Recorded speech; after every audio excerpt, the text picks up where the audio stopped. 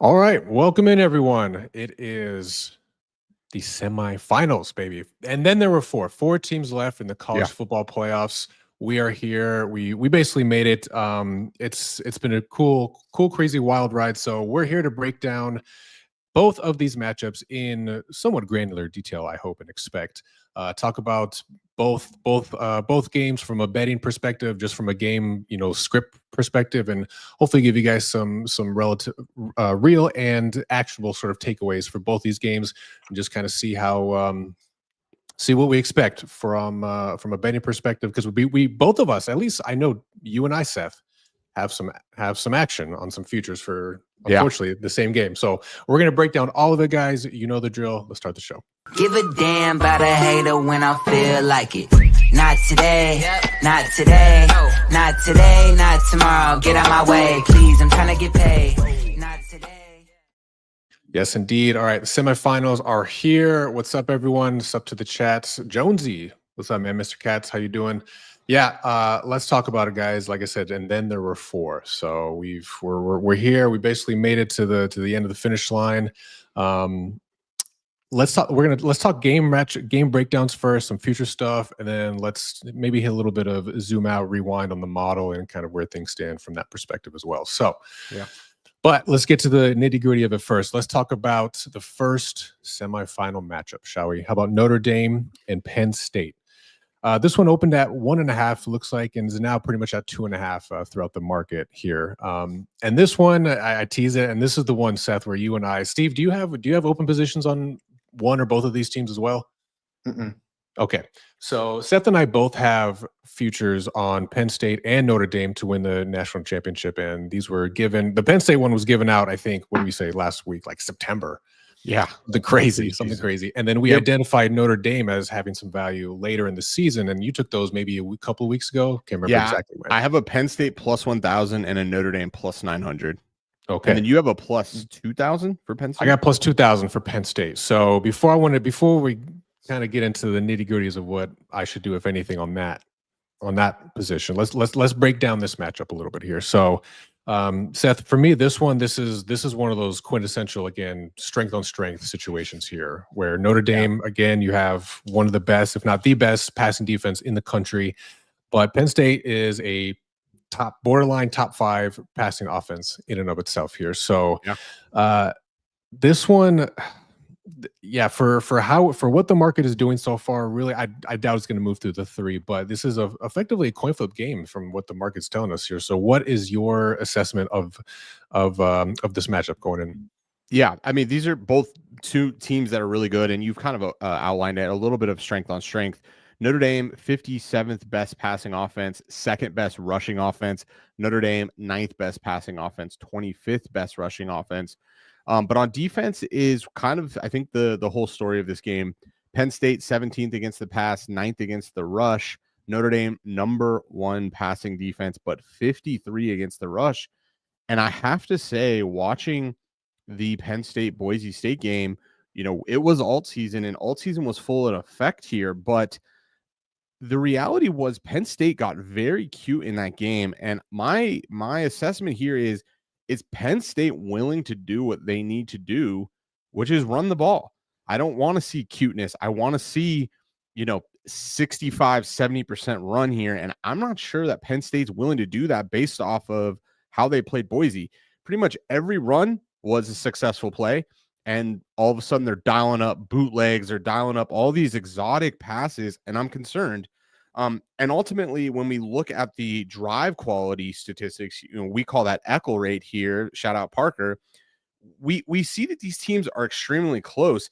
Notre Dame 73rd in offensive Eckel rate, meaning they get a quality drive that gets to the 40 or better. Penn State 56. But when we look at points per Eckel, this is where these teams are much more similar. And Notre Dame actually takes the cake. 5.3 points per quality drive. That's 8th in the nation. Penn State, 4.8 points per drive. That's 34th. Yeah. And when we look at both of these defenses, 3.2 points per quality drive is what Notre Dame's giving up on defense. Penn State giving up 3.7, which is 4th and 11th, respectively. Can Penn State run the ball and finish these drives? If they can do that, I don't know if this is it's alt season, but it's an alt season. Like Penn State can win this game. And we're seeing more mature money agree with us here. As high as 2.5, all those are knocked out. One across the market today. All the 2.5s are bought out. So raw number, Penn State, Give it to me. 3.5, minus 3.5 for Penn State. All right. Music to my ears. Maybe not yours, but yeah, well, I think we'll talk about the strategy there. Yeah. I'm in a bit of a different position because I have Notre Dame as well. So no matter what happens for me, that's fair. somebody's going to one of those teams is going to the final, right? But it's that question: will Penn State run the ball? They damn near could have lost to Boise State for no real reason. They just were like, nah, we can run the ball effectively, so let's not. I could not figure it out. It was very, very frustrating.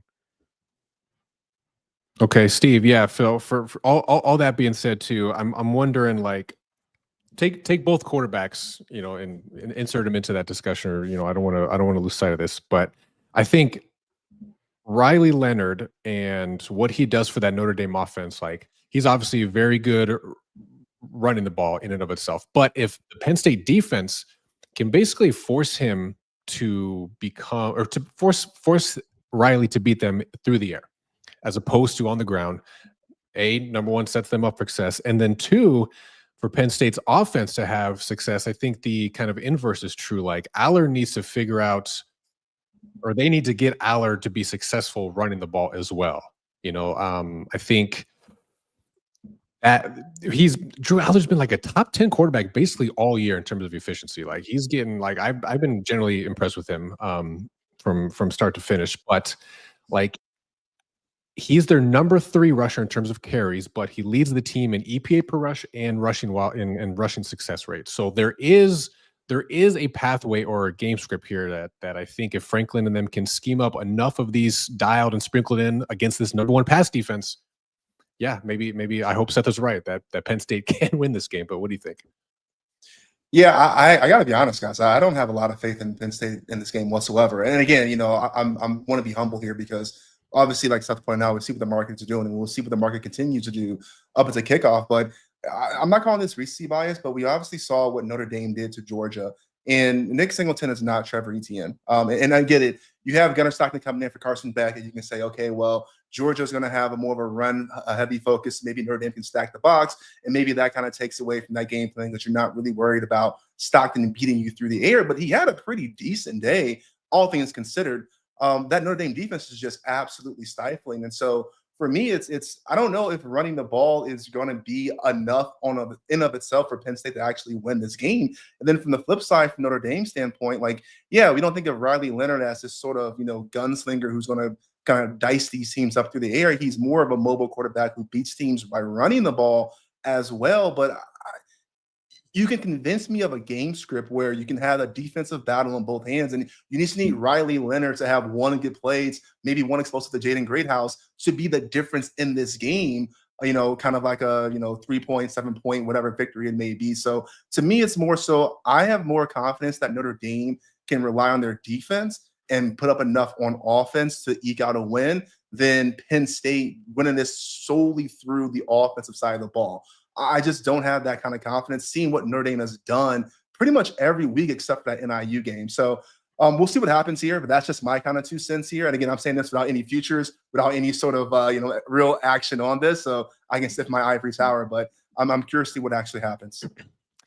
Yeah, Penn State. I mean, I would say somewhat ad nauseum. We always talk about, or someone is out there talking about Penn State and James Franklin's more specifically, his like how in tune or keen he is to the spread and wanting to cover the spread. He hasn't. He's basically 500 this year, but in somewhat an interesting nugget within that is, as an underdog, Penn State's 1-7 against the spread. So here they are coming into this game as a dog. What can what can Freeman and Co. do to really, I don't know, to just pump the brakes on this Penn State, because Seth, I kind of have a slightly different, I guess, opinion on Penn State's like run up to this point. I think it's been largely largely impressive. Like there were moments in that game against Boise where I was like, okay, yeah, I can see where, or something's weird. Like they didn't seem fully like themselves, but hey, I mean, this is like, I don't know, you can't always be pedal to the metal, always looking your best self, so to speak. So the only other thing I'll note is there is a potential injury issue on Notre Dame, right? Big. Their running back, Jeremiah Love, I think he was in a boot this week still. So, what does that do to their ability to generate that efficiency that they have been on the ground without him?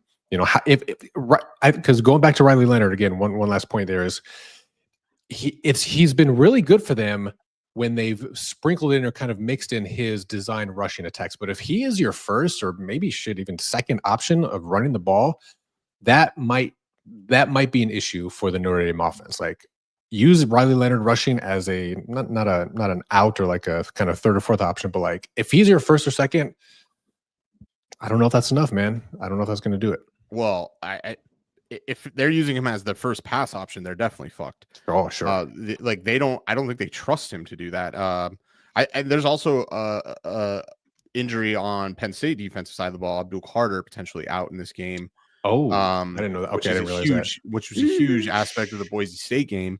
I don't know. I mean, we to Steve's point, we've seen the algorithm for how to slow Penn State down. We saw it against USC. We saw it against Minnesota, who is nowhere near as talented, especially at the defensive line, as what they're going to see in Notre Dame. I don't know. It's not a slam dunk. We take the market into account here. We, like you said, we make this number -1 when you regress to the now 1 in the market. It's slight edge, but yeah, I don't know. So I guess the real question is, Kevin, because you have Penn State, right? Do you have Notre Dame? Or just I do not have any Notre Dame positions. So you're kind of left either cash to make profit now or to move on to the next, hopefully move on to the next round. Correct. Yeah. At plus 2,000 though.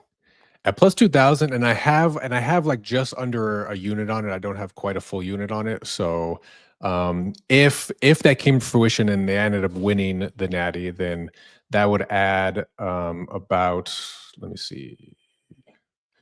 I mean, that add about 11% to my bankroll. What's the hedge add? Well, that's what I haven't quite figured this out yet. So actually, this is the perfect hedge situation. You get to buy a -1 favorite at money line, like meaning you're not having to overpay for the hedge. Best number looks like 118. Right. So I guess here's the nuance of this, because it's not like Profit X. Use code BTP. Okay. Shout out. Yeah. Win more, lose less.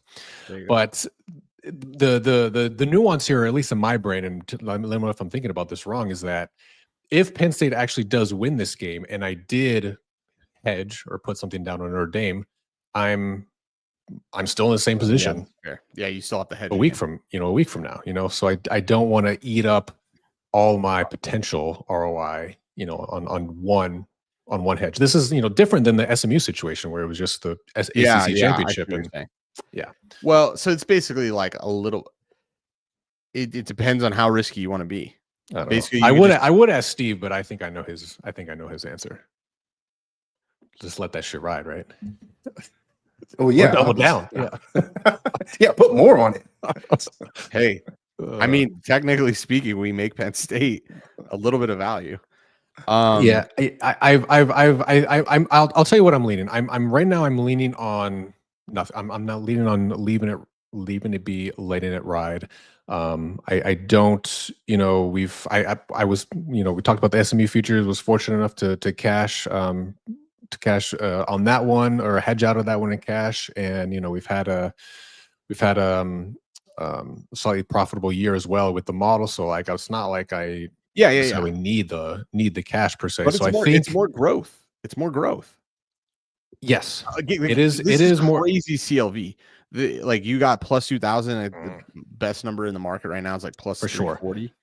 For sure. Yeah. I I don't want to. Why don't I want to? Like, I don't know. I have a wholly different feeling about this one in my head. So I'm I like don't nervous think you're for wrong the. or You not. think I'm wrong?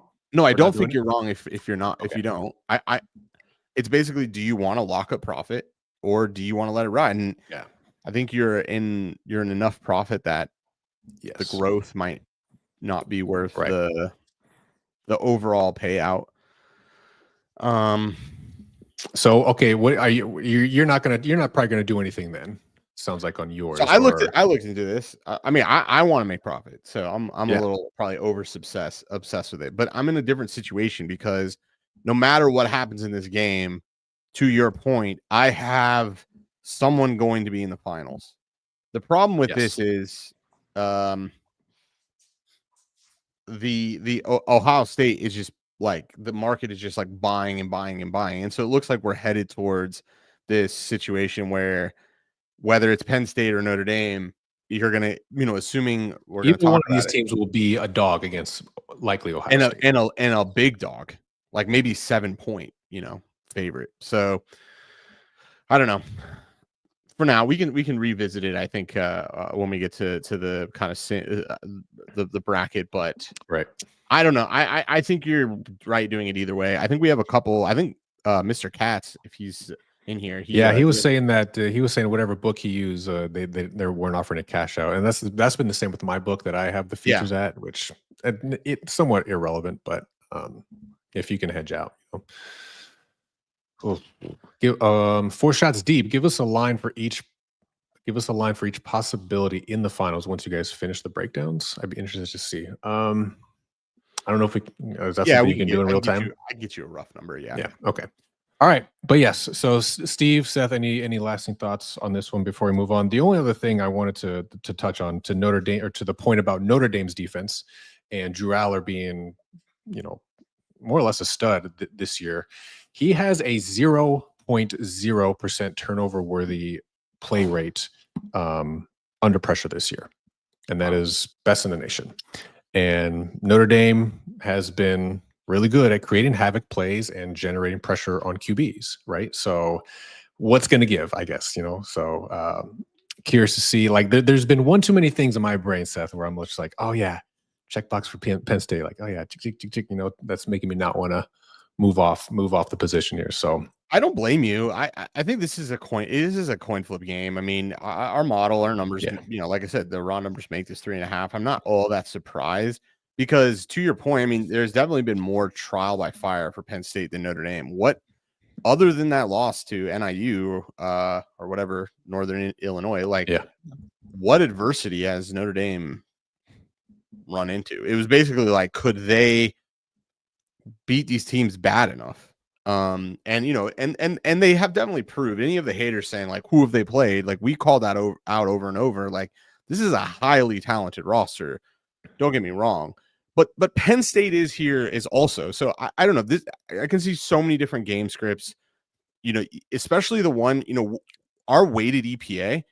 Some of the major up-weighted plays are both of these types of these teams' style of play, which is run the ball. One of the biggest up-weighted plays for weighted EPA is running the ball and having a successful run on second down neutral state games. So a weighted APA, Penn State 6th, Notre Dame 16th. I mean, these teams kind of bleed that just run the damn ball kind of vibe. This could be a 10-6 game, like easily. Yeah. Okay. Yeah. We'll see. We don't model out the total yet, but that was one other note I had. It was like, I might have some action on the under on this one for sure. Because to that point, like both teams have a slower pace of play than average. And yeah, with the running back out potentially for Notre Dame and just their defense going up against this Penn State offense. Yeah, I think I'll be taking some action there for sure. Steve, all right, good. Sorry. Any last thoughts from you on this one before we move on? No. Okay, let's move on. All right, should be a fun one. I'm gonna be sweating it out, baby. I'll be sweating it out. So let's move on. Other semifinal matchup. Of course, we have Ohio State and Texas. So you kind of teased it a little bit, Seth, about Texas being the favorite here, and probably is already some look ahead lines as the favorite to win it all for sure. State's the favorite. Yes, yes. So in this game, this one opened at 6. There's some juice 5.5s out there, but mostly 6s out there. Actually, yeah, some 5.5s now. Looking at the current market. So definitely, obviously, odds are favoring the market's favoring Ohio State at the moment. But from the metrics that we track here, and you can kind of see on the screen in front of you here, these teams in some respects aren't really all that dissimilar, I should say. I mean, the one thing where you can see like the offensive weighted EPA per play for Ohio State kind of really stands out over Texas here. So Steve, like in your mind, is this one of these situations where Ohio State they've just been raw dogging everybody for God knows how long now, and there's no reason why we think it's going to stop? Yeah, no, I mean, it's kind of hard for me to believe that. And I wish we had, we talk about the difference in offensive weighted EPA. When you break that down with run versus pass, I mean, this is where Ohio State gets very dangerous. It's not just that you have Travion Henderson and Quashawn Judkins who just run the ball down people's throat, which they've done. But Ohio State is really good at getting explosives. I mean, you heard all of the sort of hype around Mecca, excuse me, Igbukah this year about him just kind of being this otherworldly wide receiver.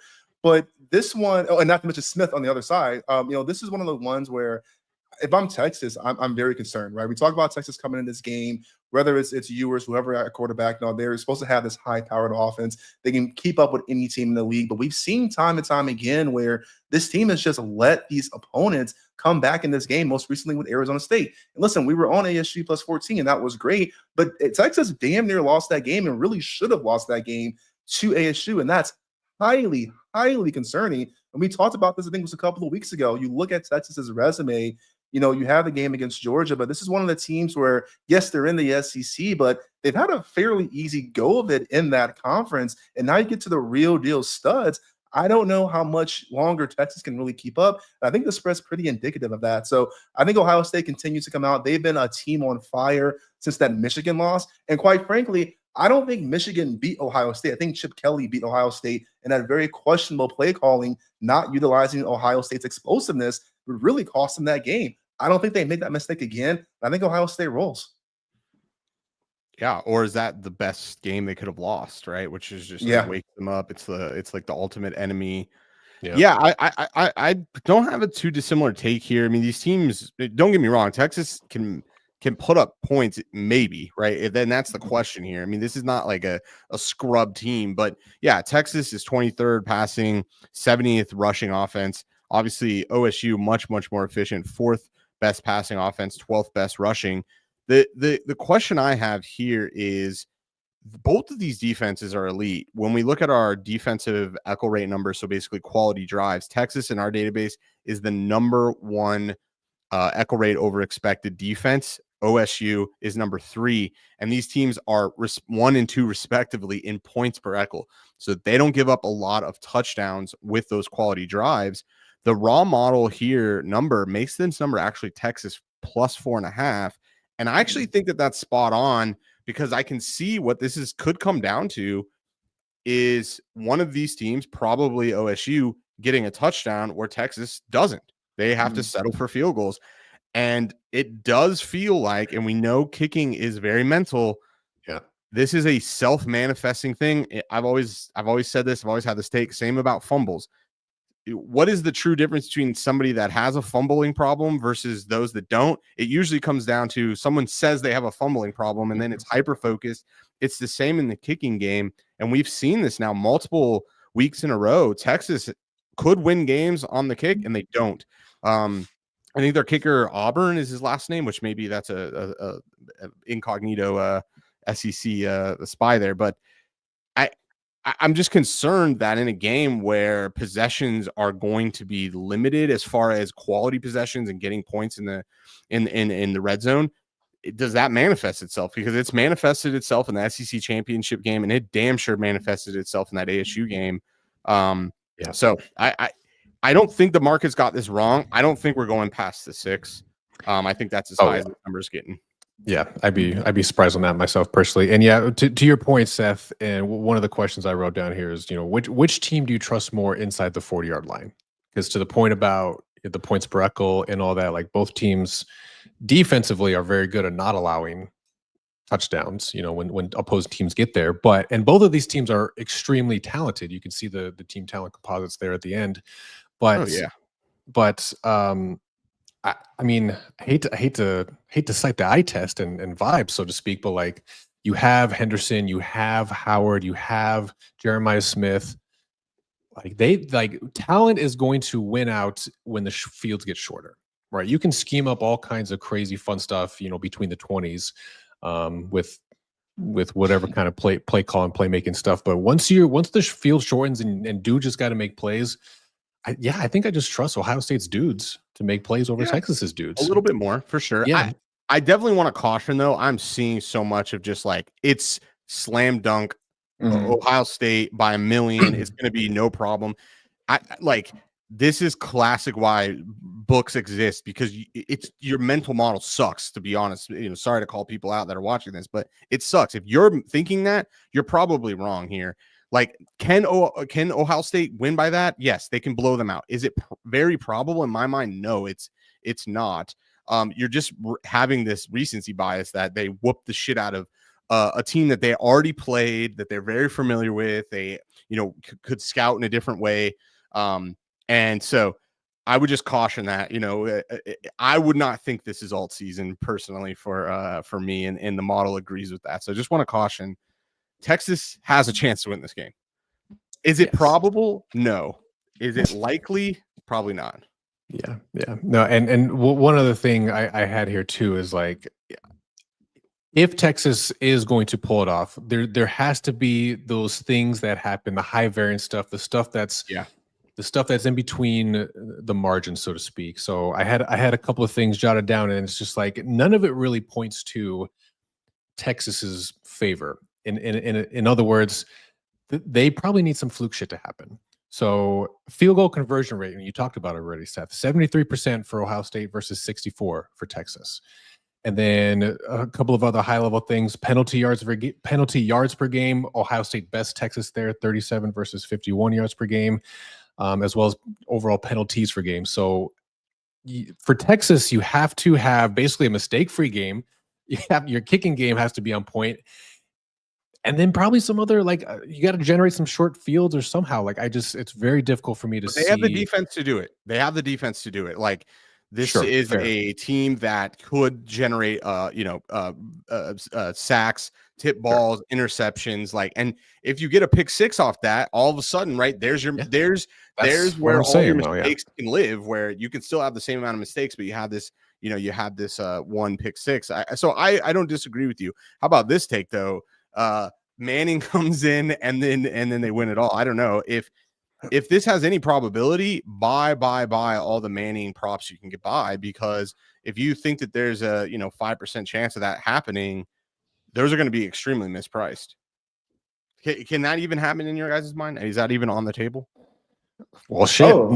Yeah, 100%. Yeah. Let me rephrase that. When I say 100%, not like that's 100%. Yeah, 100% is possible. Yes. Yeah. Exactly.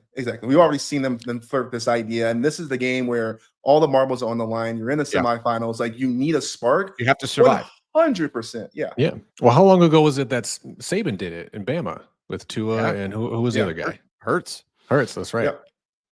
So we're not. Yeah, come to the live after this, or in our NFL, where we're going to talk about Hurts and a lot of his potential issues. But yeah, maybe this is the beginning of that. But if that's a true angle, Jonesy, and you have player props in your state, buy. Whether it's very small amounts, but if you think that there's a 15-20% chance that this is going to potentially happen, there's no way those are priced correctly, right? Yeah. Right. Yeah. Okay. So between these two matchups here, so we know what the market thinks. What is your guys' opinion or take on who's winning both matchups and who ultimately we'll do a championship game preview episode, I believe. But I want to peek ahead a little bit here. So who wins these two matchups, and who might ultimately take it, you guys think? I'll give it a crack. I think Ohio State wins against Texas, and I really could see this Notre Dame game going either way. I'll believe the model. I'll take Penn State and then I think Ohio State ends up beating Penn All State. Big Ten championship, huh? Yeah, Penn and Right. Big Ten winner last year. Big Ten's on top, I guess. SEC shit. who? All right. Yeah, Steve, what do you say? I got Ohio State over Texas, Notre Dame over Penn State. Give me one game. I think Ohio State's the better team, but I have no Notre Dame winning it all. Should have got in the Ooh. future. Ooh, okay, all right, yeah. I'm more aligned with you, Steve. I think Notre Dame pulls it out, probably, unfortunately. And again, I'm trying to convince myself. I'm trying to throw Texas a bone here, but like I can't really find too many things to to do so. So I think number one in Echo rate over expected, number 2 in points per Echo. And that's an SEC schedule. It's not the best SEC schedule, but it's not like they played scrubs every week. No, that's fair, but like yes, Texas has a very, very good defense. We know this, but let's not discount what Ohio State's defense is capable of, especially against the pass, right? So I don't know. Like if their defense was worlds better than Ohio State's, then I'd give that a little more time of day. But I just think they're a little too similar. Hey, one last thing, real quick. OSU hypothetical. Shout out Street and Paula. OSU hypothetical line versus Notre Dame -7.5. Yeah, there you go. Then you have to bet, unfortunately, Notre Dame. Yeah, 100%. The true number should be it's about 4.5 if it's OSU Penn State, and it's about 5 if it's Ohio State Notre Dame. So yeah, then plus 7.5 would be that hook. You got to take it. Yeah. It would be a steal. Actually, 9.5. Oh, yeah. Sheesh. I got a bridge I could sell you. That's wild. Yeah, this number keeps getting higher. Yeah, I we'll see what happens. We've seen this movie before. Like, oh yeah, they won by, I don't even know how much did they end up actually winning by Ohio State, but like they won by 20, so they'll just win by 20 every single week. Yeah. It's just like so easy. It's like all right, yeah. Then maybe I think I'll be taking some opposite action here and trying to focus on the growth rather than the than the closing line value here on my Penn State. So I think I might be convinced that you're gonna try to hedge out with Notre Dame. Yeah. Okay. So I did all the math on this because I was trying to look at my positions because I was seeing it every day, and it's 100 times worse than what were we sitting here Tuesday than it was yesterday when I did all this. So because I was trying to make a little matrix because I have positions on Notre Dame and Penn State. So really, I just need positions on Texas. You got to come up with a whole new formula for that shit. Yeah. I mean, it's not super difficult, but basically the best number was plus 110 in the market for Ohio State. Well, bye because those are now, I think, minus 140, minus 130 is the best number for Ohio State, which is extremely overpriced. We make the number with the simulations for the last 4 teams plus 151. So you are way overpaying. There's still value on Notre Dame and Penn State. Yeah, I just hate that I have to lay minus odds to take Notre Dame money line. But minus 118. That's the best number. Yeah, minus 115 over Profit X. Yeah, win more, lose less. There you go. Or just wait live. Like if you know, okay, I'm going to hedge. You can just find the best number at kickoff using Unabated's odd screen. Use code BTB. And you can say, okay, I'm going to go on that book and I'm going to be ready. If Penn State gets the kickoff first, then wait it out and see if they score. Yeah. Waiting on game state stuff is it's not even game state stuff. If Penn State gets the ball and scores, you're going to be able to get Notre Dame at plus money. If Notre Dame gets the ball first, you hit, submit on the bet. Like it's not going to change immediately, once they get the ball right away. Yeah. Like that's flirting. That's flirting a little too close with me, playing with the devil a little bit here. Like in my opinion, like right now, like in that scenario, and this is the last thing I'll say about it. In your scenario, there, I'm only going to get better odds than what I can get now if Penn State gets it first and scores. And I think a lot has to happen. A lot has to go right for that to actually materialize. Well, not really. They have to get the ball. That's 50%. Then they have to get a field goal at minimum. What's the probability they get a field goal on their first drive? There's probably someone has probably a Sure, I'm market sure for they that. do. I'm sure they do. But again, it's not that you're betting on that. You're just seeing if that is a possibility. If it's not a possibility, you just hit submit on Notre Dame. Okay. All right. I'll think about it, but come next week, I'll let you guys know for sure what the outcome was. Okay. I will I mean, have, so also you got to do the math. So you're gonna have to Yeah. bet like half of the like whatever your hedged value would be. You have to bet like half of that because you're gonna have to hedge again potentially. right. Yeah. So if my sort of max ROI in this case is basically 50% of the ticket value with the hedge, right? Then I have to, yeah, like you said, do the math. Probably because yeah, I don't want to do math in real time. If you want to do a little bit of gamble but a little less risk, I believe FanDuel has a Detroit versus everybody, Ohio State versus the field to win the national championship, and I believe it was -110 for the field. So you could get Ohio State at -110, and then you're basically effectively saying it's not going to be. I just don't want it to be Notre Dame Texas. or Texas. Okay. Do both. Yeah. But at Okay. that All point, right. via our sims, you have the two highest probability teams to make it. Well, that's not true. We make the number +320 for Notre Dame and +359 for Penn State. And then we make Ohio State +151, which let me just get you the probabilities on that. All good. Yeah. And just to kind of wrap up some of the thoughts here, because we've broken down both of the games here, but we don't have official model plays on either one of these positions. And who knows? I won't say it's 50-50, but it's probable that we might not have anything on the championship game either. But looking at where, taking a kind of a 30,000-foot view recap of the season so far from the model's perspective, we went 3-0 on the win totals futures. Correct. We had Utah under, Florida over, and Florida State under. Right. Yep. And then the model record year to date is 82, 72, and 1, which I believe, correct me if I'm wrong in real time, I believe that's good for like 53.5%, almost 54%. It's above. Yeah. Which talk about consistency, man. 2023-24 record was 83 and 71. So, I mean, that is. I was surprised. You were surprised? I was surprised and then not surprised because I was like, yeah, I mean, that makes sense. Yeah, we are using an updated model, so it's not exactly the same, but sure. Yeah, I mean, but the volume was pretty much the same, and the win rate Mm-hmm. was effectively the same as well. So, and yeah, we'll see what can happen. We've talked about and given out a couple of futures angles and bets already. We talked about the SMU one. We have these Penn State Notre Dame ones. What else do we?